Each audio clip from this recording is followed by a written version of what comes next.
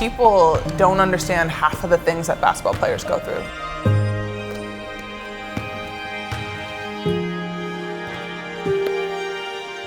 Being away from family and sacrificing, it's difficult, but you have to get through it. And sometimes that's the hardest part.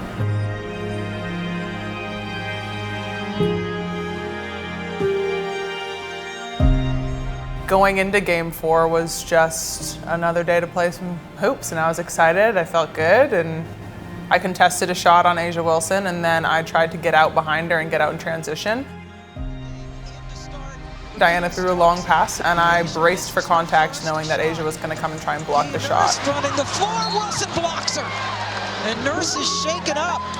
Kia Nurse holding her right knee after the clean block by Wilson. I knew something was wrong. My knees have never had any problems, and so this was kind of out of the blue for me. But I knew that when I was holding it, I didn't really feel like I could unbend it. The way that I felt standing up and trying to walk it off, I knew I wasn't going to be able to come back and play for a while. I think the tears were more anger than anything else. Right off of the court, went straight to the x-ray room. The x-ray was clear, which was good. Now it was the MRI the next day. And so when we got the call about it being the ACL, sitting down and just having a conversation with the surgeon and having a conversation with the trainers and just understanding, trying to get the phases of how things would work. How long would it typically take? What's the fastest I can do it? What's the longest it's going to take? It was the first kind of 24, 48 hours that I gave myself an opportunity to kind of feel whatever I needed to feel about it. Angry, sad, disappointed, all of those kind of emotions all at once. And then you start to question things. That was a lot of what I was trying to get through. My mom came out to help me out as well, and always having family around is really helpful. And then the next day after surgery, we went straight to rehab.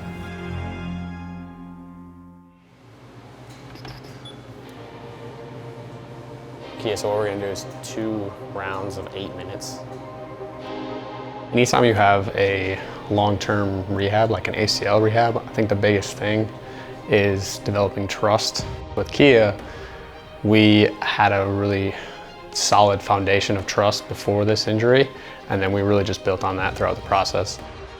Kia has a lot of people in her corner, and you can tell she has a great support group, and it just shows in her daily approach. She shows up, she does the work, because it gives her the why to why she's rehabbing in the first place. She wants to get back to playing basketball.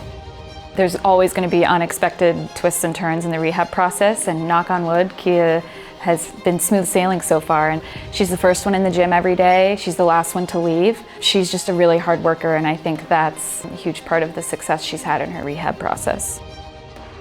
We're so fortunate and lucky to be a WNBA team in this city, having access to all the same things as the Suns. We have everything from the hydro works to a float tank to, high-tech equipment in the weight room. That's, pretty unheard of in the W, so to have access to all the resources and things we could ever need just helps make our team so successful.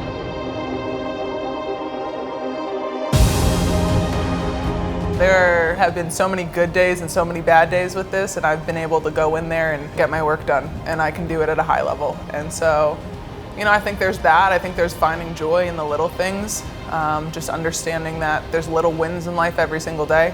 I have a perfectionist tendency and a tendency to try to win everything I do, and sometimes those wins have to be a little bit smaller than what I want them to be.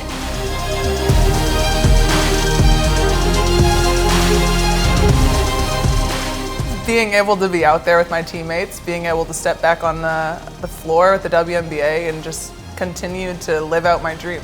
This is what I love to do. And so it's frustrating that it was taken away, but that inspires me. That gives me motivation to continue to work to come back even better than what I was.